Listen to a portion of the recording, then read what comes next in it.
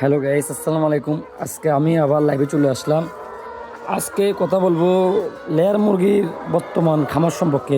আজকে বর্তমানে কি লেয়ার মুরগির খামার লাভজনক নাকি লোকসান? বর্তমানে খামার পর্যায়ে এক একটি লেয়ার মুরগির দাম 7 থেকে 7.5 টাকা পড়ে, কিন্তু এক একটি লেয়ার মুরগি উৎপাদনে আমাদের 9 টাকার উপরে খরচ করতে হয়।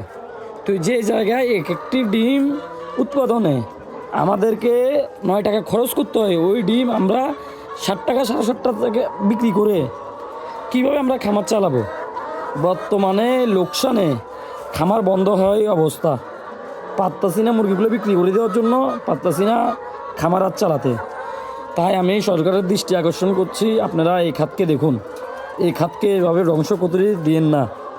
এই খাতকে নির্ভর করে অনেক অনেক হাজার হাজার লক্ষ মানুষ জীবিকা চালায়।